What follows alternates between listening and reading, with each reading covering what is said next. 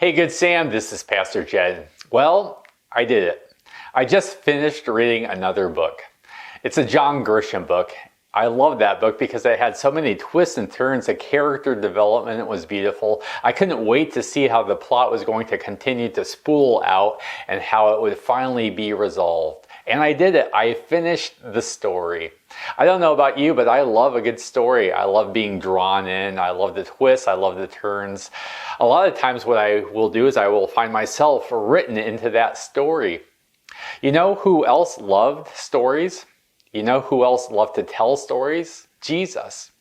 Jesus, in Luke chapter 15, he tells 3 stories right in a row. Bam, bam, bam. He's telling a story about a lost sheep. He's telling a story about a lost coin. He tells a story about a lost son. Why is he telling all these stories?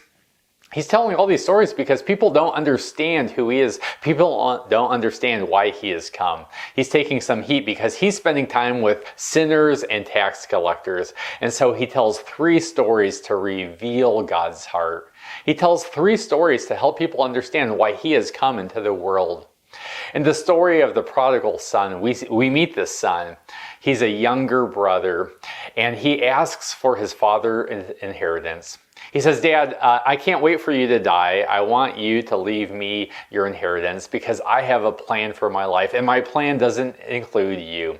He takes the money and he goes off and he spends it living wildly. It's sex, it's drugs, it's rock and roll, and he hardies until the money is gone. The story tells us that he finally recognizes that he's in trouble. He ends up working for a person who raises pigs, and he's in charge of raising pigs. It's in this environment, it's in this pig pen, it's with all this slop that he recognizes that there's a better place for him to go. He can go home. And so he makes his way home. He rehearses some lines in his head. His excuse, his apology. He tells his father, I'm not worthy to be your son, but maybe I can come back as your servant and you can treat me like a servant for the rest of my life. But when his dad sees that he's coming, his dad is filled with compassion. His father runs out to him. His father throws his arms around him and welcomes him in, not as a servant, but as a son. His father puts the best robe on his shoulders. He puts a ring on his finger. He puts sandals on his feet. He reinstates him as a son who is loved, a son that is finally home. Jesus tells us that story because he's reminding us that God loves us, that God has a heart for people that are far away from God, and God is watching and waiting. God is scanning the horizon, just waiting for us to come to our senses, waiting for us to come home. We're a church that embraces younger brothers.